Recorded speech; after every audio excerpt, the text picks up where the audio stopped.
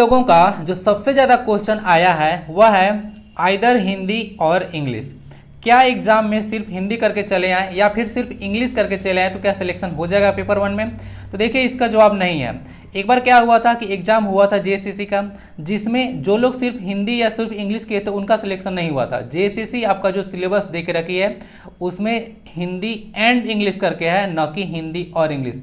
ये दोनों में समझिए, और जब साइन लगता है तो इसका मतलब होता है आइदर हिंदी या फिर इंग्लिश, और एंड लगा दिया तो दोनों कंपलसरी है, दोनों चाहिए। और आप उसको अगर नॉलेज टेस्ट करना है तो आपको आपका हिंदी का भी नॉलेज टेस्ट किया जाएगा और इंग्लिश का भी।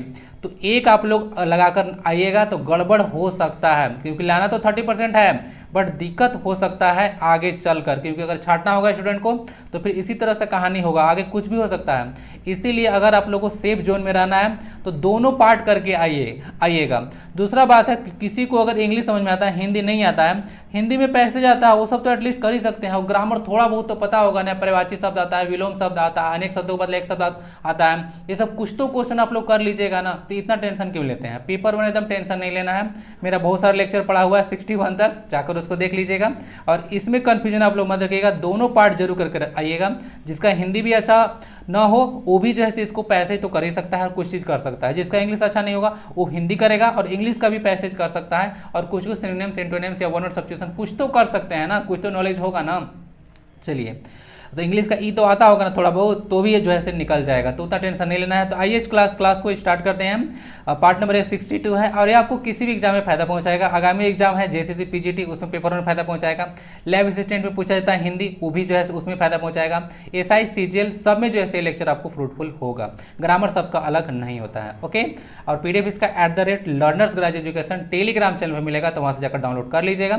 और झारखंड जीके अगर चाहिए होगा तो झारखंड जीके का प्लेलिस्ट आपको मिल जाएगा फॉर 2023 एंड 24 एग्जाम, तो उसको आप लोग जरूर ज्वाइन कीजिएगा, काफी ज्यादा कॉम्प्रिहेंसिव वो क्लास है।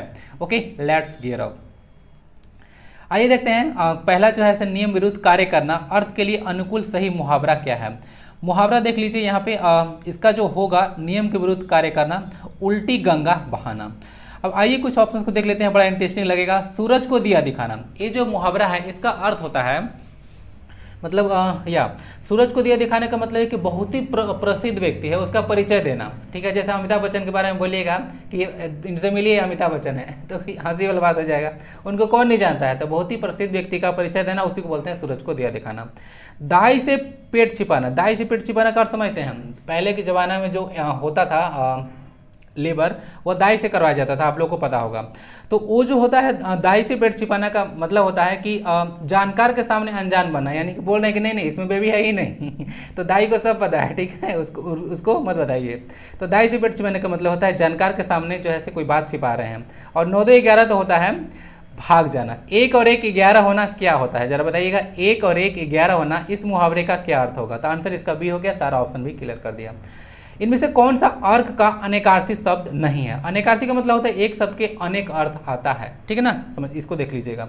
तो इसमें देखिए अर्क सूर्य, प्रकाश की किरण, आग का पेड़ या फिर ज्वाला।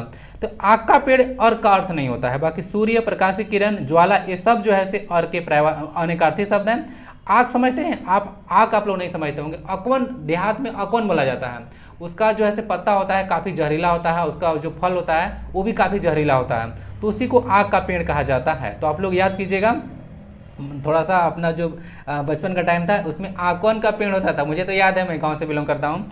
तो आग का पेड़ ये होता है, तो आंसर इसका सी हो जाएगा। बाकी अर्थ, अनेकार्थी शब्द एक शब्दों के अनेक अर्थ होते हैं, ठीक है। जिसे बुढ़ापा न आए, यानी कि जो बुढ़ा ना हो, उसके लिए क्या होगा एक शब्द? ओके, निर्झर, निर्जर, अजर या फिर अमर। तो इसका आंसर अजर होता है। अजर मतलब होता है जो कभी बुढ़ा ना हो, अमर मतलब जो कभी न मरे। निर्झर का अर्थ होता है झरना, ओके, या प्रपात बोल सकते हैं, और निर्जर देवताओं कहा जाता है। आंसर इसका सी हो जाएगा, जिसे बुढ़ापा ना आए या जो कभी बुढ़ा ना हो अजर, और जो कभी न मरे उसको अमर कहा जाता है।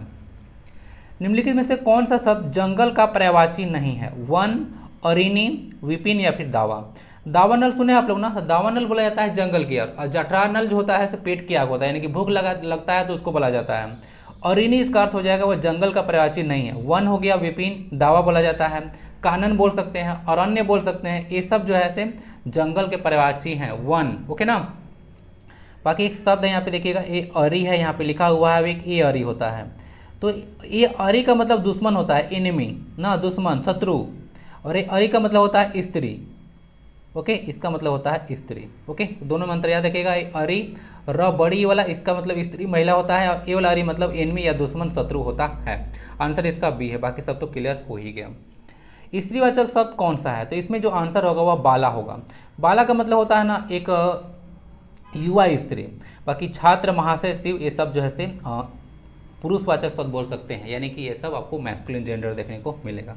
तो आंसर इसका बी होगा। बाला मतलब होता है युवा स्त्री। निर्धन शब्द में कौन सा संधि है? तो निर्धन का देखिएगा, संधि विच्छेद कीजिए तो नि प्लस धन, इसमें विसर्ग आता है ना, तो इसमें निर्धन हो जाएगा, तो विसर्ग संधि चला जाता है। और संधि के 3 प्रकार होते हैं, ध्यान रखिएगा, जिसमें स्वर, व्यंजन और विसर्ग तीनों होता है। और स्वर संधि के 5 प्रकार होते हैं। ओके, याद है कि भूल गए? आंसर इसका ए हो जाएगा। अच्छा, निर्धन के अलावा देखिएगा जो निर्जन है, नी प्लस जन, ध्यान रखिएगा, सभी विसर्ग संधि है। उसके बाद निर्जल हो जाएगा, फिर निर्लज बोल दीजिए, निर्जल हो जाएगा, तो नी प्लस जल, निर्जल हो जाएगा। तो ये सब का देख लीजिएगा आप लोग, जो संधि विच्छेद होगा इसी तरह से होगा विसर्ग से ही। तो निर्जन हो जाए, निर्जल हो जाए, ओके, उसका निर्धन हो जाए, इस सब में आपको विसर्ग संधि देखने को मिलेगा। लाखा डाकू को डैश कराने में जनता ने सहयोग दिया, तो इसका सही वर्ड यहाँ पे गिरफ्तार होगा। ठीक है, लग रहा होगा कैद कराने में, तो कैद का मतलब ना डिटेंशन होता है, किसी को हिरासत में लेना, और गिरफ्तार करने का मतलब होता है। और हिरासत में कब लेते हैं आप लोग? जब मतलब किसी से पूछताछ करना होता है तो उसको हम लोग ना कैद करते हैं। ठीक है, डिटेंशन इसको बोला जाता है, गिरफ्तार को अरेस्ट बोलते हैं। तो किसी पर आरोप सिद्ध हो गया है तो उसको गिरफ्तार कराया जाता है। तो लाखा डाकू को कराने में जनता ने सहयोग दिया था, तो गिरफ्तार कराने में सहयोग दिया था। कुत्ते ने बिल्ली को मारा, इस वाक्य में बिल्ली को पूछा गया है कि इसमें कौन सा कारक है? तो कर्ता ने कर्म को, तो कर्म कारक इसमें हो जाएगा। कुत्ते ने पूछता है यहाँ से, तो इसमें आपको कर्ता कारक आंसर हो जाता। तो आंसर इसका बी है। अलग अलग तरह से क्वेश्चन पूछेगा तो इसका आंसर अलग अलग हो जाएगा। ठीक है, तो इसमें 2 कारक प्रयोग हुआ है, कुत्ते ने के साथ और बिल्ली को। ठीक है, 2 कारक इसमें है। बाकी कारक 8 कारक चिन्ह 8 प्रकार का होता है, जिसको आप लोग परसर्ग चिन्ह के नाम से भी जानते हैं, परसर्ग चिन्ह। ओके ना। अच्छा, द्वारा एक क्वेश्चन रहेगा, द्वारा जो आता है परसर्ग चिन्ह है वह किसका आता है? द्वारा जो चिन्ह है वह किसके आता है? पयोधी का समानार्थी शब्द बताना है, किसका है? दुग्ध का, दूध का, वारी का, या फिर समुद्र का? तो पयोधी का मतलब होता है समुद्र। ठीक है, इसको देख लीजिएगा। वारी का मतलब होता है जल, पानी बोल सकते हैं, नीर बोल सकते हैं। ओके ना, ये सब होता है वारी। दूध और दुग्ध देख लीजिएगा, ये जो दुग्ध है वह जैसे तत्सम है, और दूध जो है उसका तद्भव रूप है ना, तत्सम तद्भव। समुद्र को देख लीजिएगा, इसको पयोधी बोला जाता है जलधर। आंसर इसका डी है। परोपकार शब्द का संधि विच्छेद क्या होगा? तो परोपकार से मैं क्वेश्चन एक बार पहले भी करा चुका था, क्वेश्चन देखिए बार बार आता है अलग अलग एग्जाम में। तो ये पर जोड़ उपकार होगा ना, पर जोड़ उपकार, और पर में देखिएगा तो पर और प्लस उ मिला, और यहाँ पे ओकार लगा हुआ है, यानी कि ये दोनों ओ हो गया। यहाँ पे गुण संधि का रूल होगा। ठीक है, आंसर इसका डी है। किसी विषय को विशेष रूप से जानने वाला को क्या कहते हैं? तो उसको विशेषज्ञ, अंग्रेजी में इसको स्पेशलिस्ट कहते हैं। कुछ एग्जाम में ऐसे भी देखा जाता है कि जैसे कुछ आपको दे देगा कि इसका अंग्रेजी क्या होगा, ऐसे से क्वेश्चन कभी पूछा जाता है। तत्वज्ञ मतलब क्या होता है? तो तत्वज्ञ मतलब होता है एक तपस्वी बोल सकते हैं। मर्मज्ञ मतलब क्या होता है? मर्मज्ञ होता है जो गूढ़ रहस्य जानता हो, गूढ़ रहस्य जानता हो। ठीक है ना, इसको देख लीजिएगा। और जो गूढ़ज्ञ मतलब होता है गुप्त ना, ये इसका मतलब गुप्त होता है जिसमें कोई रहस्य छुपा हो, उसको बोलते हैं। आंसर इसका सी हो जाएगा। इति का विलोम शब्द क्या होता है? तो इति का विलोम है, इति का मतलब ना समापन होता है, तो इसका आंसर प्रारंभ हो जाएगा। इति का मतलब हो, इति श्री बोले तो इसका मतलब होता है आपको अंत होना, तो इसका हो जाएगा प्रारंभ। ठीक है, इसको देख लीजिएगा। अनिच्छा का मतलब क्या होता है? ठीक है ना, अगर समानार्थी शब्द पूछता है ना तो इसका आंसर अंत हो जाता ना, विलोम पूछा था इसलिए प्रारंभ होगा। और ऐसे ऑप्शन आपको डाल कर रखते हैं। ठीक है, विलोम अगर ठीक से नहीं पढ़िएगा तो आंसर आपका सी लग जाएगा, हो जाएगा गड़बड़। अनिच्छा का मतलब बिना इच्छा से होता है, और विकीर्ण का मतलब होता है ना बिखरा हुआ, स्कैटर्ड, अंग्रेजी में इसको आप लोग बोलते हैं। जीवन का एक अर्थ जिंदगी है, दूसरा अर्थ क्या है? तो जीवन का एक अर्थ जिंदगी होता है, दूसरा प्राण होता है। बोलता है ना कि उसका जीवन लीला समाप्त हो गया, यानी प्राण समाप्त हो गया। तो आंसर इसका डी हो जाएगा। ओके, गंगा में स्नान, गंगा स्नान, यह कहाँ पे कौन सा समास है? तो ऑब्वियस सी बात है, यहाँ पे तत्पुरुष समास होगा। कर्ता ने सॉरी इसमें जो में आता है वह अधिकरण जो है से तत्पुरुष आता है। अधिकरण में या पर होता है ना, तो यहीं पे अधिकरण तत्पुरुष है, जहाँ पर विभक्ति चिन्ह का लोप हो जाता है, ठीक है, कारक चिन्ह जो देखते हैं आप लोग, परसक चिन्ह, उसका लोप हो जाता है, तो उसमें तत्पुरुष समास होता है। और इसको टोटल आपको 6 भेद देखने को मिलेंगे तत्पुरुष समास। क्यों? क्योंकि जितना कारक चिन्ह 8 होता है उसमें कर्ता का नहीं होता है और संबोधन 2 का नहीं होता है चिन्ह, और बाकी 6 का 6 यूज होता है, तो तत्पुरुष समास का आता है। ठीक है, इसको देख लीजिएगा। समास के टोटल 6 भेद, तत्पुरुष समास के भी 6 भेद, तो इसमें कन्फ्यूजन नहीं होनी चाहिए। गंगा में स्नान, गंगा स्नान, ठीक है, अधिकरण में या पर 2 चिन्ह होता है, तो यह तत्पुरुष हो गया, विभक्ति चिन्ह का लोप तत्पुरुष समास में होता है। अब क्वेश्चन जो आपसे क्वेश्चन पूछना था ना शुरू में, आप पूछना भूल गया, इनमें से अर्धविराम का चिन्ह कौन सा है?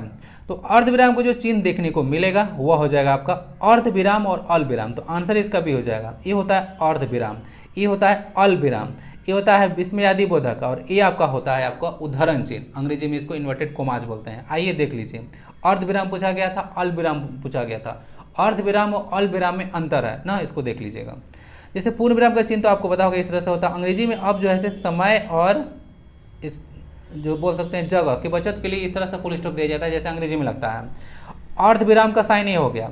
अर्धविराम और अल्पविराम में आप लोग कंफ्यूज कर जाते हैं, तो अर्धविराम इस तरह से होता है, इस तरह से, और अल्पविराम ए वाला होता है।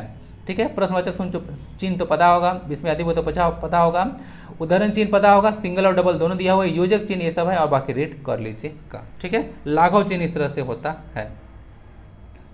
तो आंसर इसका बी हो जाएगा। तो कंफ्यूजन नहीं होना चाहिए। आप लोग कहीं पे थोड़ा सा समय के लिए रुकने के लिए अल्प विराम लगाते हैं, अर्ध विराम नहीं। ठीक है, आंसर इसका बी है। अल्प और अर्ध में गड़बड़ होता होगा। पुरस्कार कहानी के रचनाकार कौन है? तो पुरस्कार कहानी जो है वह जयशंकर प्रसाद के द्वारा लिखा गया है। प्रेमचंद का पता होगा, बहुत सारा कहानी है, बहुत इंपॉर्टेंट है ना प्रेमचंद। इनका नाम धर्मपत राय श्रीवास्तव था, और अंतिम उपन्यास था गोदान 1936 का, और ये जो है से अधूरा उपन्यास था इनका, तो ये क्वेश्चन इंपॉर्टेंट बनता है। ठीक है, ध्यान रखिएगा। बाकी प्रेमचंद का पूस की रात हो गया, कहानी है, दो बैलों की कथा है, और भी बहुत सारे कहानी है, एक साथ याद भी नहीं आएगा। तो आंसर इसका ये हो जाएगा जयशंकर प्रसाद पुरस्कार। और एक कामयानी याद रखिएगा इनका ना, कामयानी इनको याद रखिएगा, जयशंकर प्रसाद। और दिनकर का याद रखिएगा, उर्वशी ना, ये बुक काफ़ी इंपॉर्टेंट है। जयशंकर प्रसाद का याद रखिएगा कामयानी, और दिनकर जी का उर्वशी। आंसर इसका ए हो जाएगा। बहु शब्द का बहुवचन रूप क्या होगा? तो बहु शब्द का बहुवचन बहुवे हो जाएगा, यानी कि बहुत सारे बहुवे। ये बहु वही है, लड़की वाली। निम्नलिखित में से सही वर्तनी का चयन कीजिए। तो सही वर्तनी होगा प्रतिक्रिया ना, यानी क्रिया के विपरीत आप लोग जो क्रिया होता है उसी को आप लोग प्रतिक्रिया कहते हैं। ठीक है, अंग्रेजी में इसको आप लोग रिएक्शन बोलते हैं, और एक्शन उसका अपोजिट होता है। नेक्स्ट क्वेश्चन आता है, सूरसागर के रचनाकार कौन है? तो सूरसागर तुलसीदास के द्वारा संकलित किया गया है। ठीक है, और ये जो है से आपको ब्रज भाषा में है। इस तरह से क्वेश्चन आपको पूछे जाते हैं, तो आप लोग कोई चीज़ पढ़ते हैं तो उसको छोड़ मत दिया कीजिए, इनके बारे में थोड़ा सा ना रिसर्च कर लिया कीजिए कि सूरदास लिखे हैं तो किस भाषा में लिखते हैं, कहाँ से बिलोंग करते हैं। ओके ना, ये सब कुछ आपको पता होना चाहिए।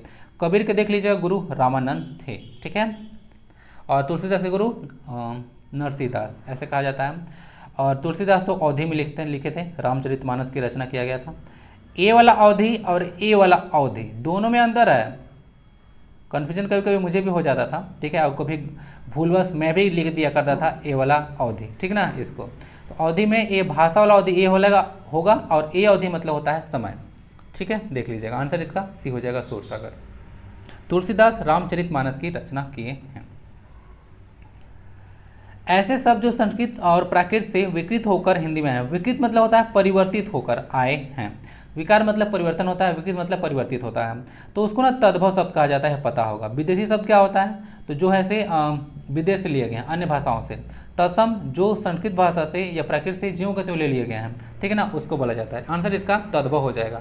और जो परिवर्तन करके लेते हैं उसको तद्भव कहा जाता है। तद्भव मतलब होता है उससे उत्पन्न। वाक्य के कितने भाग होते हैं? तो वाक्य 2 भाग होता है ना। वाक्य में देखिएगा तो एक होता है उद्देश्य, जिसको आप लोग सब्जेक्ट बोलते हैं, और एक होता है विधेय, जिसको आप लोग प्रेडिकेट बोलते हैं। तो उधेय क्या होता है? तो जिसके बारे में कुछ कहा जाए, जिसके बारे में कुछ कहा जाए तो उसको बोलो उद्देश्य बोलते हैं, बात करते हैं, जिसके बारे में बात किया जाए उसको उद्देश्य बोलते हैं। और उद्देश्य जो है जिसके बारे में बात किया जाता है, जो भी कुछ बात किया जाए वो जो होता है विधेय होता है। ठीक है, आंसर इसका 2 हो जाएगा। उद्देश्य के बारे में जो बात करेगा उसको विधेय कहते हैं। निम्नलिखित में से कौन सी एक जीवनी है? जीवनी होता है ना किसी के जीवन पर आधारित जो है से कोई कहानी। तो स्मृति के झरोखे से यह जो है आपको देखने को मिलेगा एक जीवनी है। इस कौन कौन इसके राइटर हैं, पीडीएफ आप लोग डाउनलोड कीजिएगा, डाल दूंगा। देश विदेश में कौन सा समास है? तो देखिए देश विदेश में यहाँ पे है आपको द्वंद्व समास। द्वंद्व समास क्या होता है? द्वंद्व होता है, द्वंद्व युद्ध का नाम आप लोग सुने होंगे, न मैं न तुम, तो दोनों के बीच में लड़ाई हो रहा है। तो देश विदेश में जिसमें किसी भी पद की प्रधानता ना हो, दोनों पद की प्रधानता न हो, न उसका प्रधानता हो न उसका हो, सॉरी गड़बड़ बोल दिया, जिसमें क्या हो, कोई एक पद की प्रधानता ना हो, दोनों पद ऐसे समान रूप से प्रधान हो, उसको बोला जाता है द्वंद्व समास। ठीक है ना। तो देश विदेश हो, माता पिता हो जाए, रात दिन हो गया, भाई बहन हो गया, थाली लोटा हो गया, ऊपर नीचे हो गया, ये सब में आपको ना द्वंद्व समास देखने को मिलेगा। आंसर इसका ये है। औरंगजेब की आखिरी रात इन 1907। ठीक है, 1907 में इनका 1707 में इनका मृत्यु हुआ था। तो इसके जो राइटर हैं वह है आपको राम कुमार वर्मा। आंसर इसका सी हो जाएगा। औरंगजेब की आखिरी रात इन 1707। तो राम कुमार वर्मा हो गया। बाकी एक विष्णु प्रभाकर का नाम एक बुक याद रखिएगा, अर्धनारीश्वर, काफ़ी इंपॉर्टेंट बुक है इनका, अर्धनारीश्वर। आंसर इसका सी है, अर्धनारीश्वर। अर्धनारीश्वर विष्णु प्रभाकर का एक बुक है, ध्यान रखिएगा। किसके अनुसार पद्मावत एक समसंयुक्ति काव्य है? तो ये आचार्य रामचंद्र शुक्ल के द्वारा बोला गया है कि पद्मावत जो है से एक समासोक्ति एक काव्य है। इसको देखिएगा पद्मावत के बारे में, तो जो लिखे हैं उनका नाम है मलिक मोहम्मद जायसी। और ये पद्मावत जो है से अवधी भाषा में लिखा हुआ है, वैसी में जिसमें रामचरितमानस रचित है। और ये जो आपको देखने को मिलते हैं इनके राइटर हैं मलिक मोहम्मद जायसी MMJ, उनको जो है से विद्रोही कवि की संज्ञा दी जाती है। रामचंद्र शुक्ल के बारे में याद रखिएगा, पद्मावत को समासोक्ति काव्य कहे हैं। तो that's it for this class. मिलते हैं फिर नेक्स्ट क्लास में। क्लास कैसा लगा फीडबैक आप लोग जरूर दीजिएगा। एक लाइक अपेक्षा करते हैं, शेयर और सब्सक्राइब भी जरूर कर लें, और प्लीज विजिट कर लीजिएगा, काफ़ी सारा मटेरियल आपको मिल जाएगा आपके एग्जाम के लिए। वंदे भारतम, जय हिंद।